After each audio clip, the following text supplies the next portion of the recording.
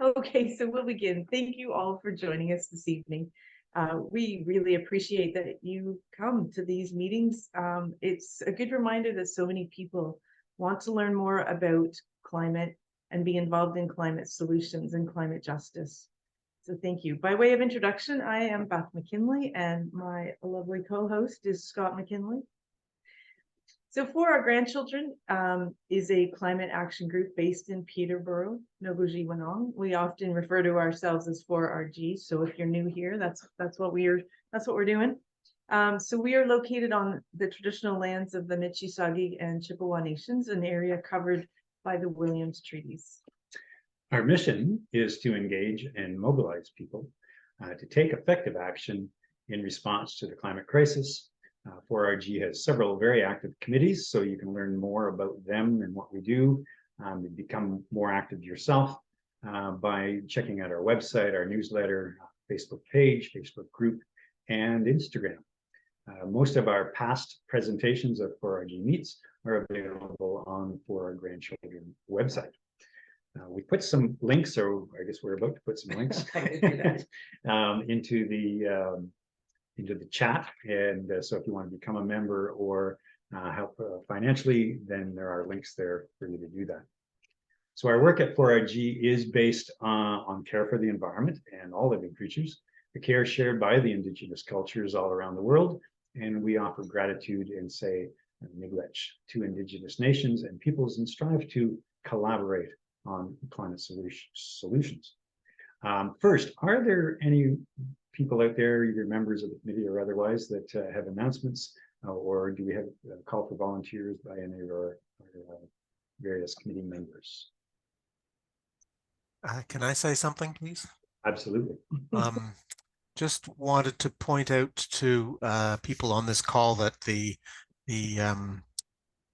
pipeline, the Selwyn pipeline that we've been fighting for a year or more than a year now, has just blown up in the newspaper because Environmental Defense has filed an appeal to the decision, to the OEB, on their decision to open it up, and the Herald yesterday, or that last Friday, covered the story with a story, an editorial, and a letter to the editor. And we need to spring into action to let people know that even though there's some businesses along that fourth line who are along the eighth line rather, who are upset because the methane gas pipeline is being delayed, there are lots of other people who would like to not see it at all. Yeah, that's, well, you guys and Al and Linda have done some amazing work there, getting some differing opinions out there. So it's a good education program you guys have involved. We also have an announcement, Beth and I, with 4RGMeets, starting in the new year.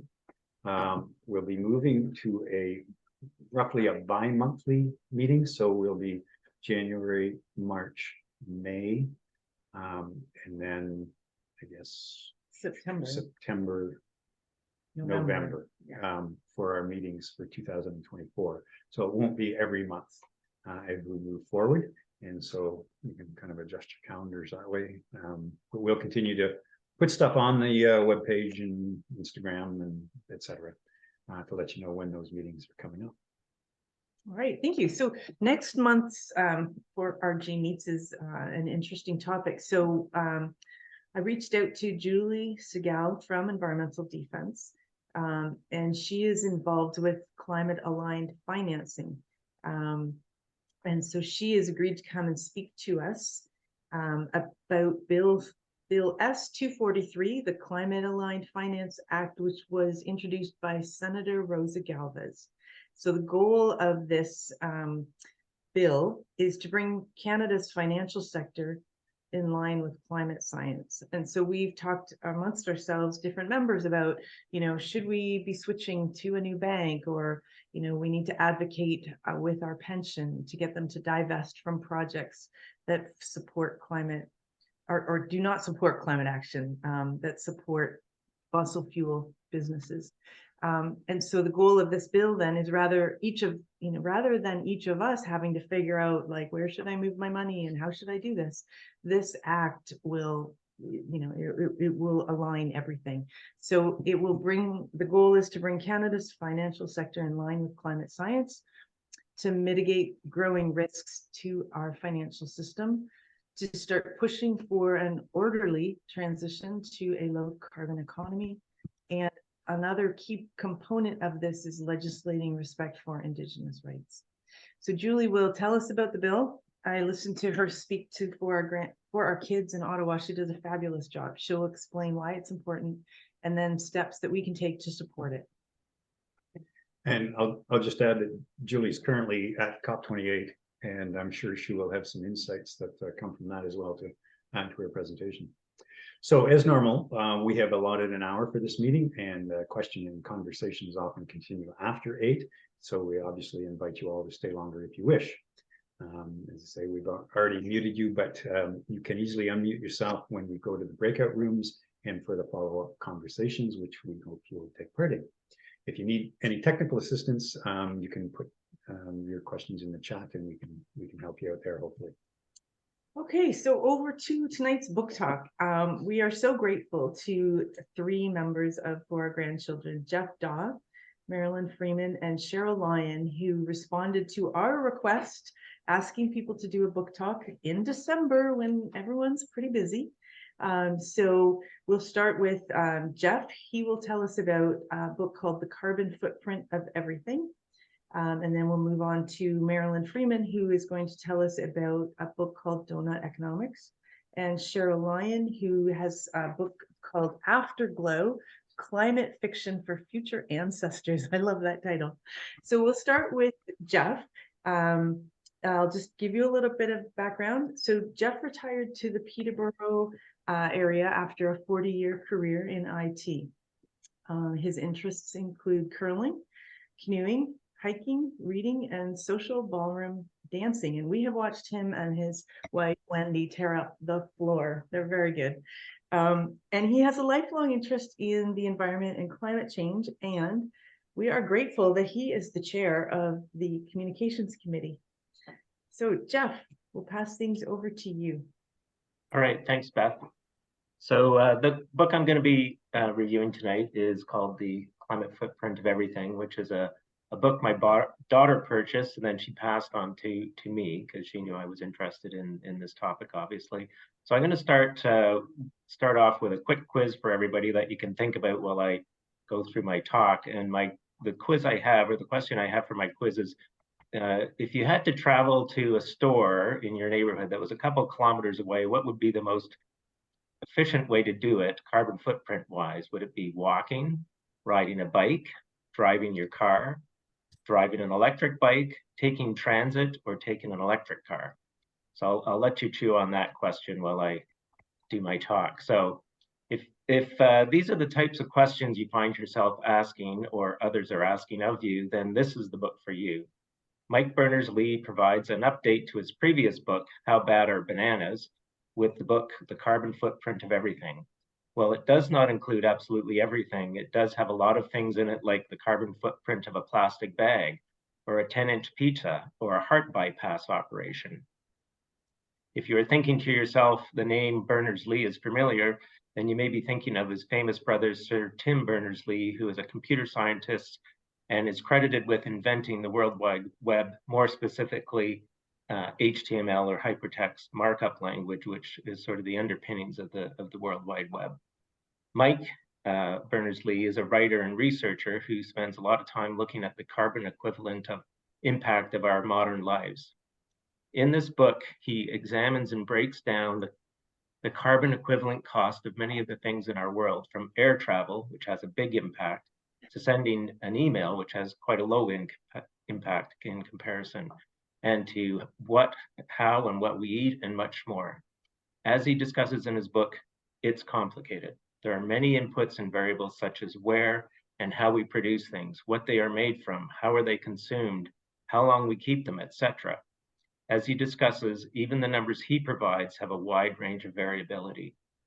This is the type of book that you can start to read as you would any other book, but once you get through the first couple of chapters, you will likely find yourself starting to jump around as you wonder about What about a smartphone or a load of laundry or the soccer World Cup? It is important to read the first 2 chapters before you dive into the details to get the background and understand how the numbers are calculated.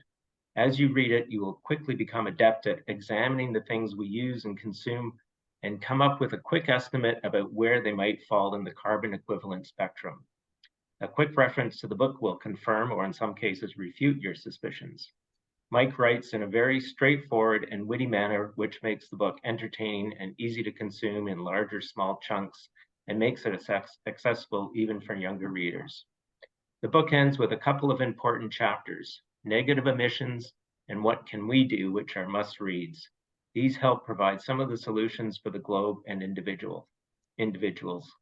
So back to the quiz, and I'm guessing that most of you will have likely chosen the right answer, which is, of course, electric bikes, which are an extremely efficient and effective means of local travel with a low carbon footprint. Overall, I highly recommend The Carbon Footprint of Everything. It would make a great gift for anyone on your holiday list, especially if you have some last-minute shopping to do. And by the way, in case you're wondering what the carbon footprint of an hour-long Zoom meeting is, it's 20 grams CO2 equivalent per person. So once again, The Carbon Footprint of Everything by Mike Berners-Lee. So we are going to talk about this in our groups and together, but does this make this really hard to just live? Or did it make it? Well, it certainly makes you more aware of what you're consuming and how you live. But yeah, it really is quite interesting. And as I said, he pretty much does this for a living, and he consults with a lot of corporations, helping them examine their carbon footprints and how they're going to manage these types of things. So I found it quite interesting. And as I said, it's a great book as a reference just to have, and you will pick it up and read through a chapter or look, and I wonder what this does, or I wonder what the impact of this is. So I can totally see how helpful it is, because we often find ourselves debating, like plastic bags versus the bags they give you in the grocery store versus, yes. And I don't know like all of the things. So I that sounds fabulous. Thank you so much, Jeff. So over to Marilyn. So next up we have Marilyn Freeman, and she is going to review Doughnut Economics, which I'm sure we've all heard of, but it'll be interesting to have a more in-depth look at what the book has to say about it. Now, back in 1973, which if you remember that far back, it was the OPEC crisis. Marilyn started riding a bike for transportation at that time. And that morphed into her becoming a competitive bicycler, and she actually represented Canada at the World Championships in 1975, which later grew into her vacationing by bike. And then now she's a very active transportation activism person for the last 16 years. And of course, having transportation changes and in terms of reducing our carbon footprint is one of the pillars of climate activism. And so Marilyn, take it away with Doughnut Economics. All right. See this? That's what my grade 1 teacher did to me when we were learning addition and subtraction. I needed to use my fingers to make it real. Since that time, my relationship with numbers has not been great. So imagine my surprise when I found myself reading Doughnut Economics and not being able to put it down. So here's the basic question. What if it were possible to live well without trashing the planet? What if we started economics with thinking about humanity's long-term goals and sought out economic policy that could accomplish them? And what if, be still my bleeding heart, I never had to hear the acronym GDP ever again? So what is Doughnut Economics? What's the donut? Imagine the inner ring of a donut. Let's give it a name and call it the social foundation. So what's in the social foundation? Well, it's all the good stuff that makes living worthwhile. Energy, water, food, health, education, political voice, peace and justice, social equity, gender equity, and so on. What about the donut's outer ring? I can summarize that in 2 words: ecological ceiling. Beyond the ceiling is the stuff of nightmares: climate change, ozone depletion, air pollution, loss of biodiversity, freshwater withdrawals, and I'm sure you don't want me to go on. But somewhere in the middle, there is a safe and just space that's based on regenerative and distributive economy. So remember those two words, regenerative and distributive, because mainstream economics today is still taught with scant attention paid to the living planet. Ecological stresses like soil degradation or deforestation are absolutely on the periphery of economic thought, only arising when damage means that attention must be paid. So tracking the flow of money has to stop being the only metric. Now think about policy for a moment. Who makes it? Raworth, the author, says it's made by the weird, mostly men who are W, Western, E, educated, I, industrialized, R, rich, and D, democratic, from democratic countries, not exactly representative of the vast majority of humanity. So how to move into a different economic headspace? She sets out 7 steps. 1, change the goal to stay below the ecological ceiling. 2, see the big picture. Understand our biases in economic thinking. 3, nurture human nature. We haven't gotten to this point, or rather we've gotten to this point mostly by being cooperative. 4, get savvy with systems, understand feedback loops. 5, design to distribute. Inequality is not an economic necessity, as is taught. It's a design failure. 6, create to regenerate. Ecological degradation is just the result of crappy, degenerative industrial design. And finally, number 7, be agnostic about growth. Growth is not the only metric. So the 21st century task is clear. We need to create economies that promote human prosperity and a flourishing web of life so that we can thrive in balance with the Doughnut safe and just space. So please read this book. And if you have investment people, mention it to them, because I have gotten my investment person to promise that he's going to read this. I sent him my little review of it. He said, I'm hooked. I'm going to read it. I bought the book. Doughnut Economics by Kate Raworth. That was excellent, Marilyn. Thank you for that. I know the base. I haven't read the book, but I know the basics of Doughnut Economics, and you just summarized that so well. And now I'm hungry. I have to say one more thing, which is not on my little notes here. I learned so much in such an easy way, just the way Jeff mentioned that his book was written in a very accessible way. So is this. And I knew pretty much nothing about economics before. So history, present time, future, it's wonderful. Yeah. And so that's what's neat about what we're hearing so far. And this is more for the discussion later, but what's neat is you mentioned current economic education, and what if, we make that's the push as individuals we can't change the system directly, but what if we push for education to include that kind of thinking, and that starts the ball rolling, or the donut rolling. Okay. Awesome. Thank you so much. And so our third book is being presented by Cheryl Lyon. I'm going to read the title twice because it's such an interesting title. So it's called Afterglow, Climate Fiction for Future Ancestors. And when I heard it, I was like, oh, that's a really cool name. And then Scott said, oh, we're like the future ancestors. Like he always says, we're all grandchildren too, for our grandchildren. So Afterglow, Climate Fiction for Future Ancestors. So Cheryl believes that words and ideas have power, and that local communities are their proving ground. And she applies these ideas when she's editing and writing for the Green Zine online magazine, which I strongly urge you to check out. And also Cheryl is incredibly supportive of any community effort to build resilience through climate breakdown. So we're thrilled to have all of you here. And next, yes, we'd love to hear from Cheryl about climate fiction for future ancestors. Thank you, Beth and Scott.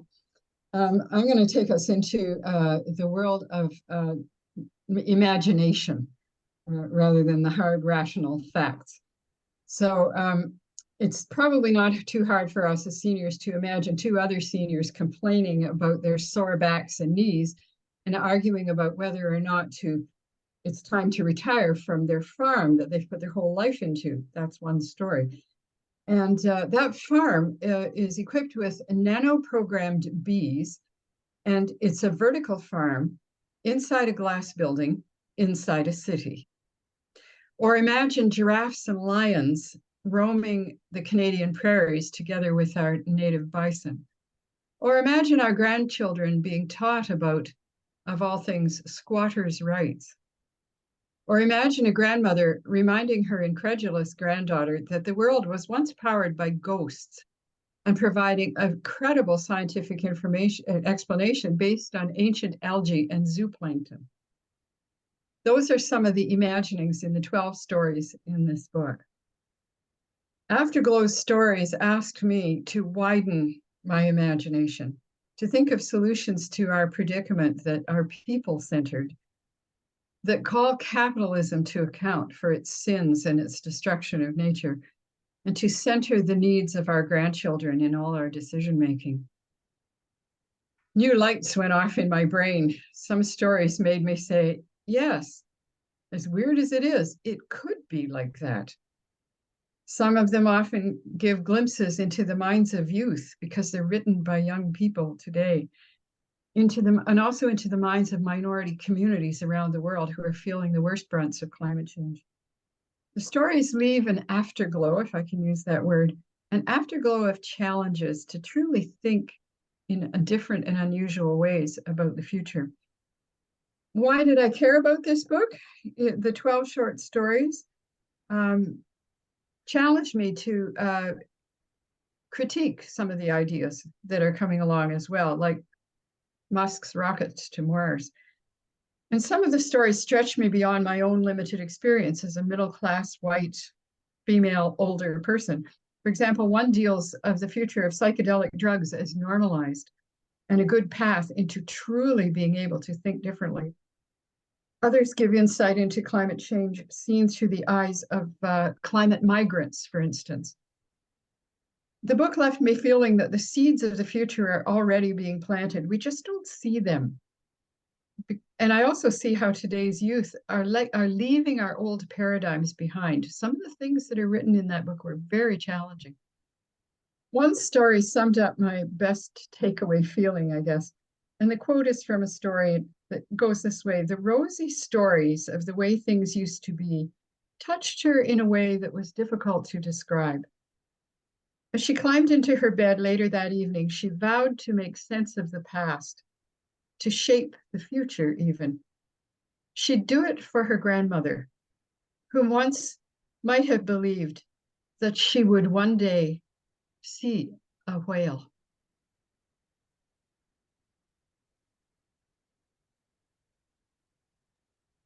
Wow, thank you so much, Cheryl. I remember when you first told me about writing fiction and the power of imagination in this whole climate situation, and what could be, right? Like challenging ourselves to think about what could be. And there's an organization called the Good Grief Network, and they have started training to help people, support people who are dealing with eco grief. And they have a 10-step training program. And one of the steps is just this, like, let's put away our fear and our anxiety and our grief, acknowledge them. Then let's just imagine, like, what, like Cheryl and Jeff are saying, like, what do we want? Like, let's not be boxed in by what we have right now. And if we don't let our imaginations go, we're not going to have those ideas. So thank you so much for sharing that with us. And to build on that just a little bit, the imagination, I mean, if we look at recent history, well, semi-recent history, no one imagined months before the Berlin Wall came down that it would come down. Yeah. Months before the pandemic started, no one imagined that mRNA would be preventative healthcare of the future, and now it is, not just in humans but in pets and animals as well. And so we can't know what's about to happen. A lot of people have written us off. Oh, we're going to 2, we're going to 2.5, maybe 3 parts per million, increase, sorry, degrees increase. But we don't know what's going to happen in 6 months. Yeah. Because we haven't imagined it yet. Could I just add another quote to you? You hit on it right away, Scott. It's from another of the stories. We could embrace who and what we are, the beauty of our brief and miraculous lives, and make something better out of our remaining time to leave to the ancestors of another future. Goodness. Yeah. So, next All right, step. so I think what we want to do now, well, I know what we want to do now. We're going to have further discussions on all these books and some of the thoughts that you're already thinking. We're going to take you to breakout rooms. So, what we thought we would do next is give each group a chance to share some of the conversation that happened in your room. So room 1 was Jillian, Guy, John and Joan, and John Woodger. So if 1 or 2 people in that room would like to report back on some of the comments that were made, or maybe you forget what everyone else said, but you have something really interesting to share. And Kathy was there with John Woodger as well. Okay, perfect. I don't think so. Anyway, Jillian, I'm going to nominate you because you got cut off mid-sentence. Why don't you finish your thoughts back to the main world here? Oh gosh. Well, we were just talking about, how population is like human population is a really big issue. And we were talking about the one book that had some of that in it. And we were just saying, that human population is a really big factor in this whole thing, because we're killing off everything else. And there's the one guy, sorry, I can't remember your name yet, was talking about, how if wolves or deer become overpopulated, then we just kill them off, or we shut them down somewhere else where they don't do well. And how come nobody's sort of, looking after our population, because we're not. And so it's just that it's an issue.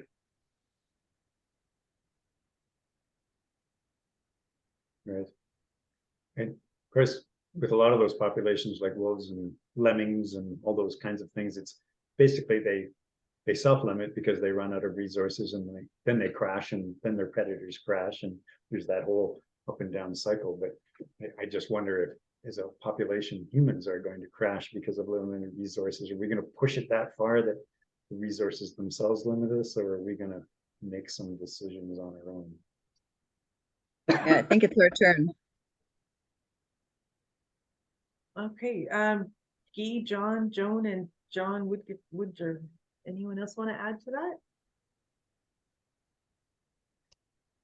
Yeah, like this whole idea of population. One of the Johns in our group self-identified as a curmudgeon, and brought this topic up. And it's a really really difficult topic, because there really are too many humans. And right now we have no predators, or hardly any predators, except, as one of the other Johns said, we have each other.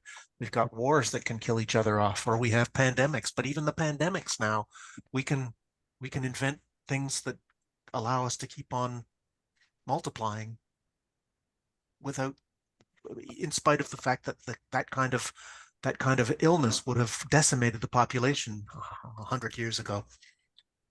Anyway, I think we should move on. This is too grim. Well, and It is a tough, like who, yeah. Yeah. Any other ideas in your group and anyone wants to mention? Just you can put your hand up or just unmute. Okay, so group number 2 was Elaine, Patty, Sandra, and Teresa Godden. Yeah, hi Teresa.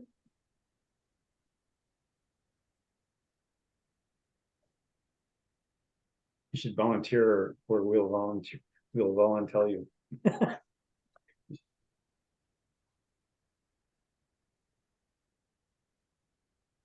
Teresa, what can you tell us from your group?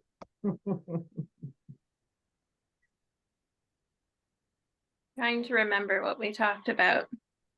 We talked about the idea of hope versus I think it was brought up that the fiction book, whether or not we're at a point where imagining that future is going to do anything, because is there too much of a population still that doesn't feel the need for change or know, the facts or whatever. That was one of the ideas. Patty, you take it from here. Well, we spent a bit of time getting to know each other a little bit, trying to bond on some sort of level. And Sandra's new to the community, and Elaine was new to the group and was interested in reading. And so we spent some time talking about that. But there are a lot of issues that I don't think we understand exactly how interrelated they are. And one of the things I mentioned that had radically changed my thinking just in the last 2 weeks and has moved me to an entirely different trajectory was a video called Eating Our Way to Extinction. A friend sent it to me a couple of weeks ago, and she was afraid to watch it. She thought it would be too depressing. It was an hour and 21 minutes, but in that hour and 21 minutes, I was just absolutely blown away with what I thought I knew and didn't. And how they connected the bigger picture pieces together in a way that actually resonated so deeply with me that I'm just totally changing a lot of the things that I was taking for granted and thought I understood. So I would highly recommend that. And I thought, we all thought that the 3 books that were suggested sounded excellent. So we all agreed that we would probably put them on our list to read. Jillian, did you tell people who you are? Sort of. Okay, well, maybe tell everybody else who you are. Well, I guess I'm not really supposed to be here, but I'm with the Green Party, and I'm the community liaison, and I'm trying to, well, whether I'm community liaison or not, I really want to know other people who are in the same same situation as I am personally, as far as climate change and how to deal with it. And I think, the more we know of each other, the better we can help each other and form possibly, groups that make more impact than just each individual group by themselves at some points. And I also wanted to say that there's going to be I've got a speaking session that I'm running called Green Speak once a month. And on January 25th, I'm having two grade 11 students come to speak at this. And I would like as many people to come to encourage them to do more of this and be, feel that they're making a difference. And I don't know them personally, but I saw them at a protest, and they are Cam Douglas's students. And they've already sent me their bios and what their presentation is going to be about, and it sounds terrific. And I'd like to fill the hall that we have, which is the Emmanuel United Church, at 7 o'clock on January 25th. And I was hoping maybe you could get it out to your membership, so that, who cares if it's Green Party people who come or anybody else? It's open to anybody. Do we have to wear green? Only if it suits you. So, what I'll do, Jillian, is if you can send that to us through the 4RGmeets@gmail.com email address, just reach out to us, and then we'll start to put it up on our channels. And so it's in person, January 25th at 7 p.m. That's fabulous. And then your previous point, I wanted to make a comment to that, what you said about connecting, networking, collaborating with other groups. I've talked to a couple of organizations in town who have said, it feels like we're all reinventing the wheel independently. And so the 4RGmeets, this is not an announcement, this is a hope. But what I'm hoping to do for the March meeting is to bring in people from, Kawartha World Issues Center, Grandmothers Act to Save the Planet. I think they're in Durham or Mississauga. Senior Citizen Action Network. Just a few groups where, kind of like our book talk tonight, you know, each group will have an opportunity to introduce themselves, and hopefully we can bring in their members to our members, and you know, yeah, and encourage some collaboration and networking, because I think there's so many people that do care, and sometimes we're in silos a little bit. So exactly, and I'm sure each group has some certain strengths that they want to develop, but then they can make us aware of what they're doing. And you know, I think it could be great. I mean, I'm glad you've let me come to these meetings. I like the way you do them, and you know, I'd like to get to know, you know, you people personally, and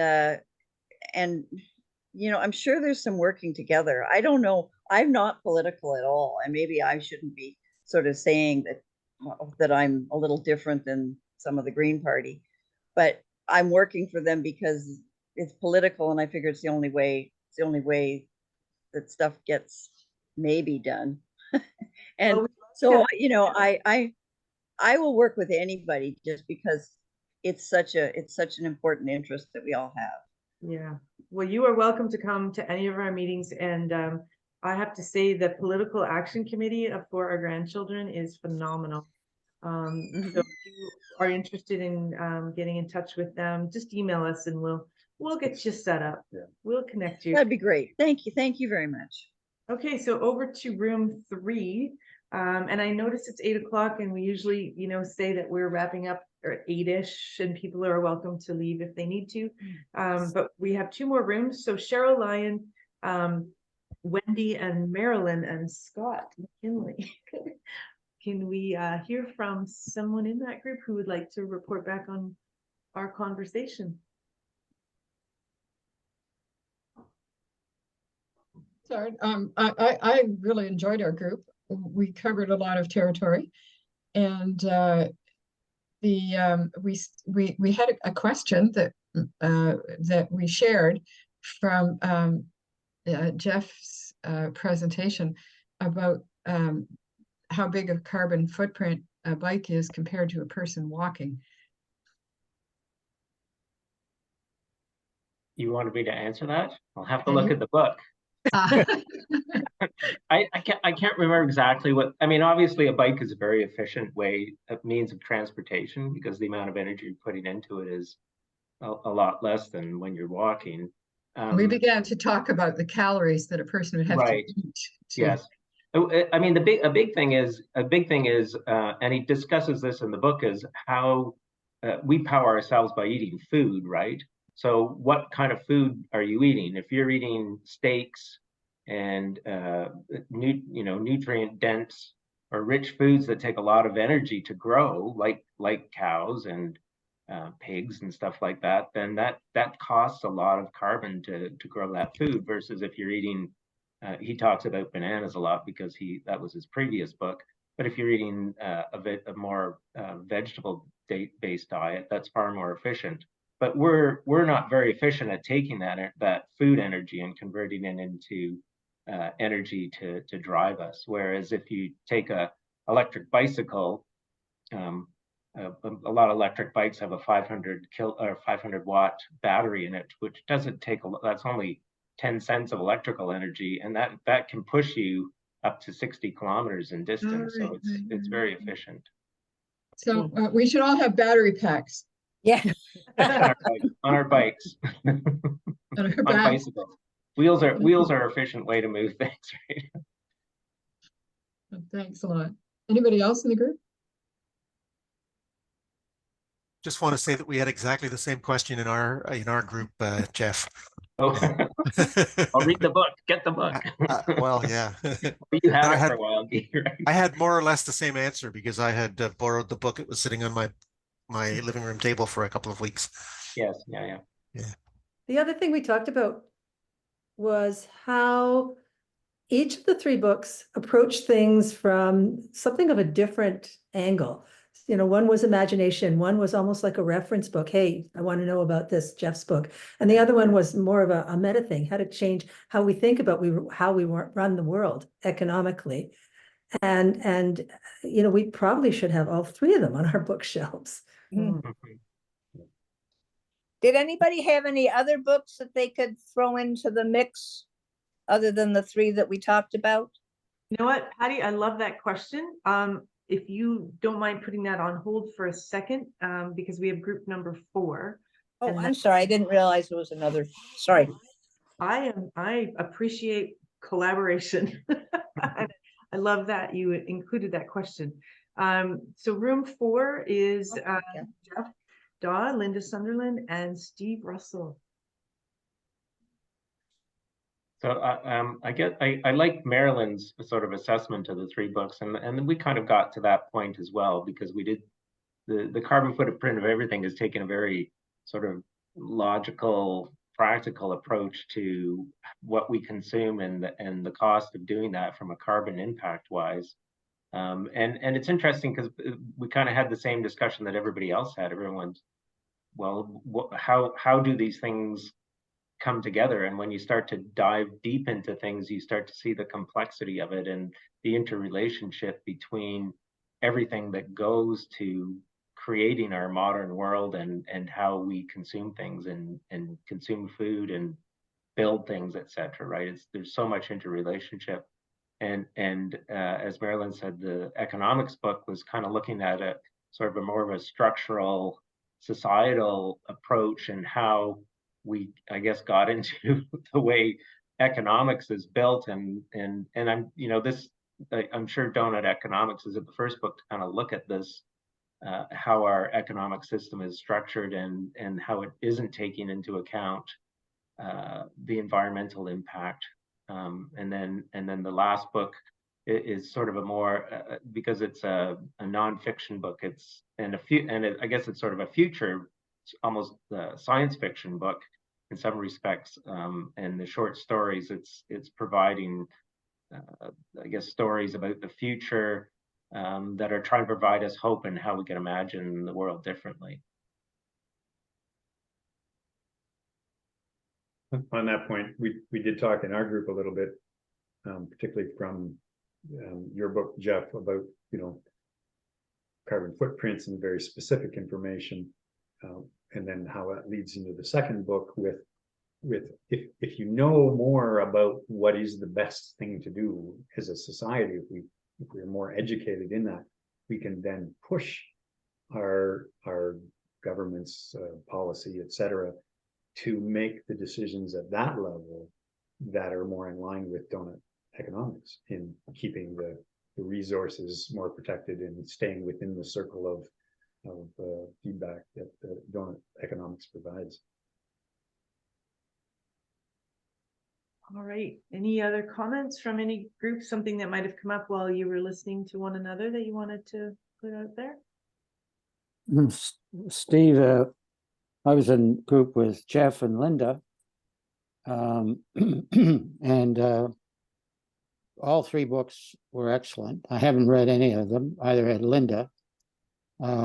So what I'm finding as I age is there's so much to read, and there's a book to read, but you could read things online, or you get bombarded by requests for money to support a cause or whatever. That there's constant demand on your time and energy to read and consume things. And so my as I said, as you get older, you sort of got to time manage. How much time should I spend reading what? And you got to set your priorities. And then the other dimension is, who do you care for? Humans are caring species, and we care about ourselves, our family, our children, our community, our religious people, or so there's only so much time that you can spend your energy on caring about. And saving the planet is on the list, but you've got to concentrate, spend the time doing it. And I think this 4RGMeets is a good example of how I've learned a lot in the last hour that I couldn't possibly have learned reading all those three of those books. But I'm still not sure which of the 3 books I'm going to get to read. Yeah, that's such a good point. Because they're all good and they all come at it from a different dimension. Yeah. Linda, over to Linda, my other participant. Your comments, please. I don't think I had much more to add. You guys have kind of summed it up. It was a rich discussion, and I think I'm going to try to read all the books, Steve, but I have more time than you. Oh, no, but you mentioned you also listen to podcasts. Oh, I would share that, but I don't know if you're going to give us an opportunity to share something else that we found. Let's move right into that. So Yeah. Patty asked about other books, but let's broaden that to podcasts as well. Well, I like to listen to Sean Carroll's Mindscape. I don't know if people listen to that a podcast, but he interviews very interesting people.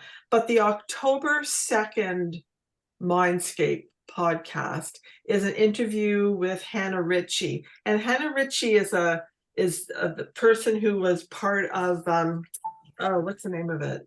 Our World in Data. She looks at data, and Bill Gates has just embraced her newest book, which I have to confess I can't remember the name of, but it's in that Mindscape interview. But basically, Bill Gates is promoting her book as well. But she's talking about trying to give us hope in this kind of hopeless situation we find ourselves in, because she thinks that sometimes if we are too sad, it can lead us to an inaction because we just feel it's pointless. But she was talking about the progress that has been made. And the thing that I found very interesting about the discussion was that she says, right now, we are producing 5,000 calories, 5,000 calories per day for every human being in the world.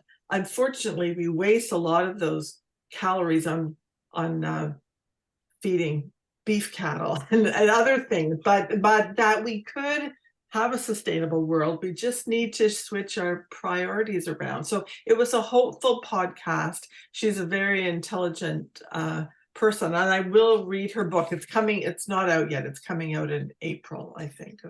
What was her name again, Linda? Her name is Hannah Ritchie. Okay. And she's just been a lot. There was a review of the book in just a recent New York Times book review. So it's going to be probably a big splash of a book, but it doesn't exist yet. So I haven't seen it. Awesome. Thank you so much. I see Cheryl has her hand up. And before I pass it over to you, Cheryl, I just want to mention that Cheryl put a comment in the chat about the Green Zine online website, which is localized. It's about localizing climate breakdown and has a lot of articles on 4RG subjects. Thank you. That was partly what I was going to say. In our group, what I took away from our small group was the need to look around in our own community and build community as probably, and this is in answer partly to Steve Russell's question too, where to start among all the stuff that we could do or read or whatever. And I'm really convinced that what is doable and within reach and easier than taking on the whole world is to look to our local community and what is going on, like 4RG, or what is the most important thing that we can do locally, and ultimately to build as strong and resilient a community as we can.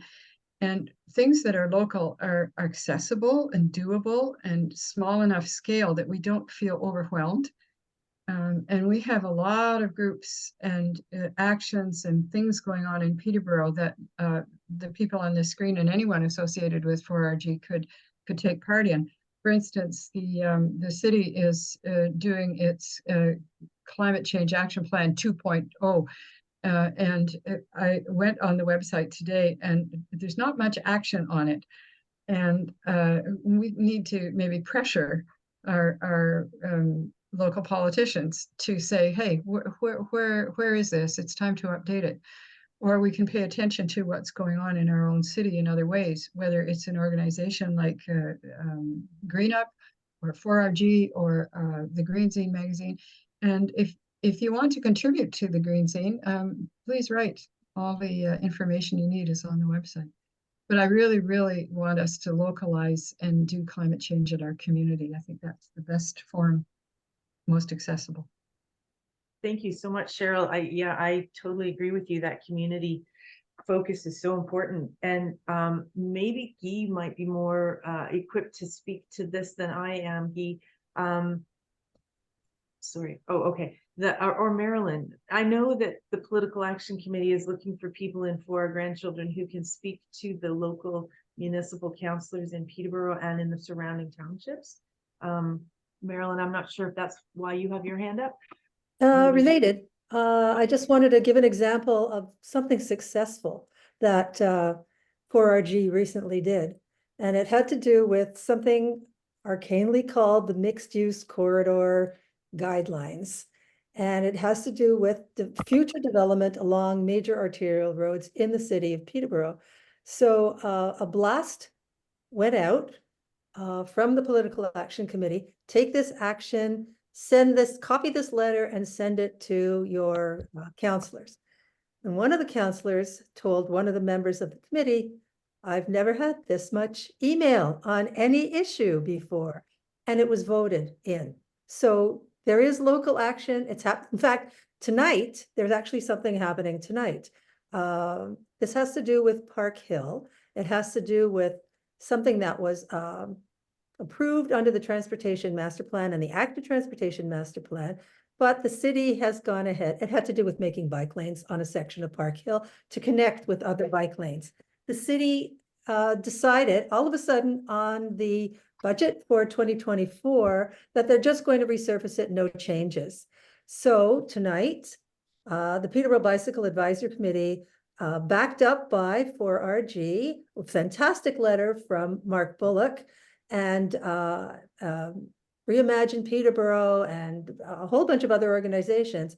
Sue Sauvé is making, right as we speak, a demonstration, a presentation about how this should be, could be, and hopefully will be. And so, you know, applying pressure is the way to go locally. Thank you. Jillian, I see your hand is up as well. Yeah.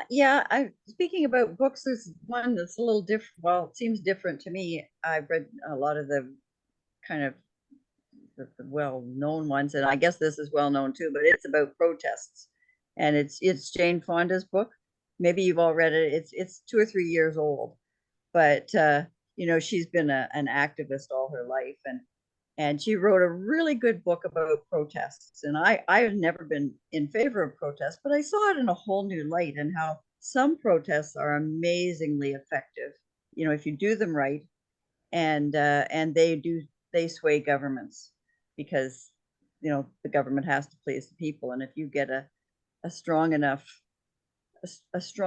group, you know, enough times, amazing things have been done. I've read a bunch of things that have been done in other countries where the governments did totally back down, but they may have had to protest for 18 days in Netherlands until the police got so tired of water bombing the people that they went to the government and said, you've got to do something. And the government gave them what they wanted.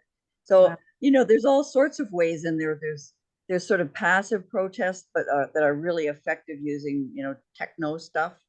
And then there's other ones where apparently, you know, a bunch of grannies cemented themselves in front of the big Chase Bank in the States, in New York or wherever it is, and wouldn't let people go in, and wouldn't let people come out. And it, you know, it was, I mean, she knows how to go to jail, and she knows how to not go to jail. So she has all sorts of different protests that work amazingly well without putting anybody in any kind of danger of having to spend a night in jail.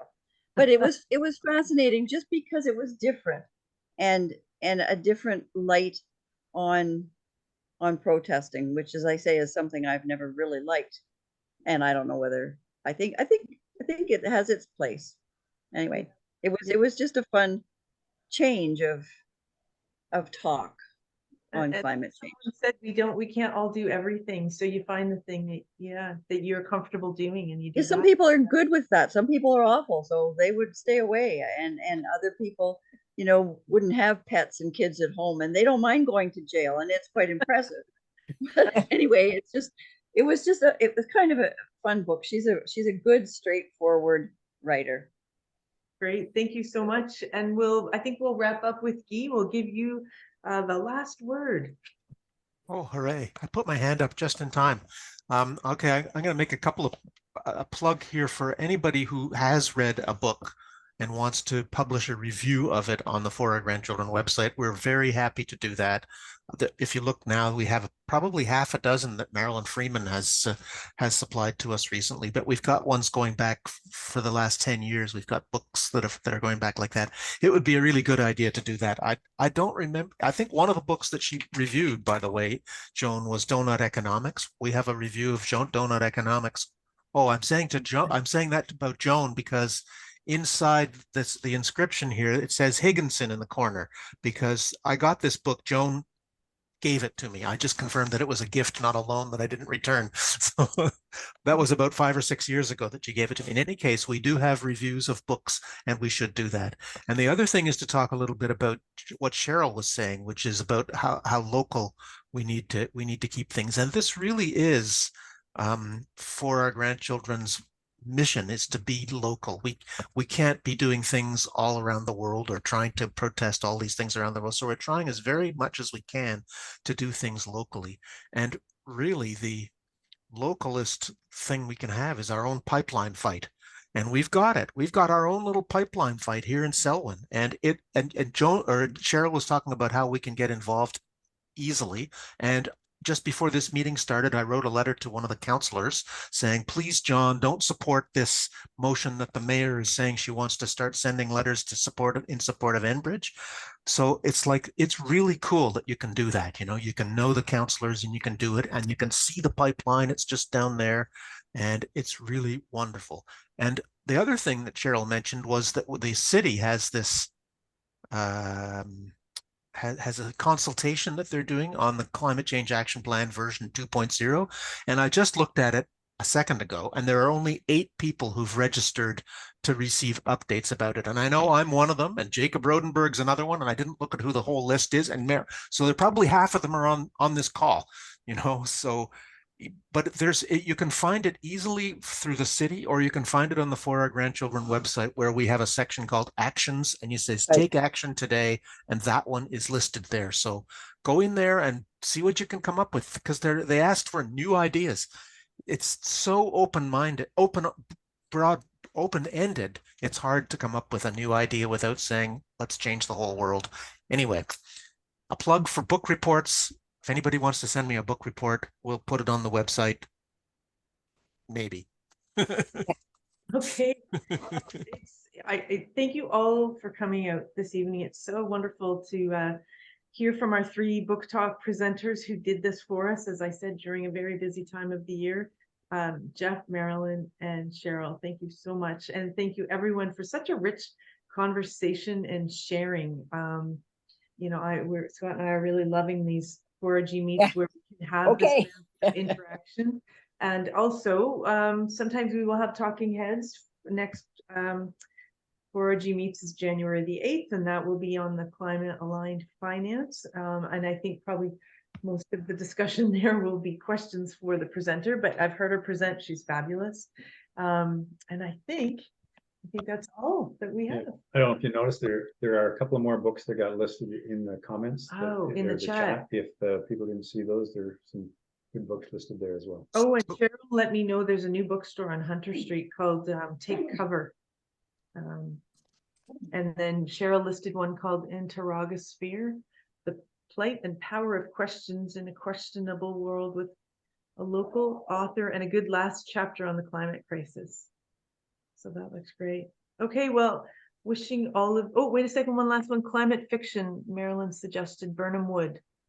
So I- maybe you can gather up all of these suggestions and put them as a little list at the bottom of the report on the when you post the video, Scott. Do you think we Yeah. could do that? Yeah. Just kind of gather it up into a small list and then you can go and find them there. Perfect. Yeah, and that usually takes a day or two for Scott to like edit and process the yeah. video. So look for that by Thursday probably. But yeah, on behalf of For Our Grandchildren, we wish you all happy holidays and all the things that you need to have a good relaxing season. Elaine, I just sent you an email to call me anytime you want. Patty, I know you owe me a call in the morning, so Yep. I'm waiting Yep. for your call. So Elaine, I'd love to talk to you about GASP and how For Our Grandchildren and GASP can get tighter, more tightly coupled. That'd Yeah. be great. Okay. Best book group ever. Bye, Marilyn. Good night. Thank you. Bye-bye. Take Thank care. you.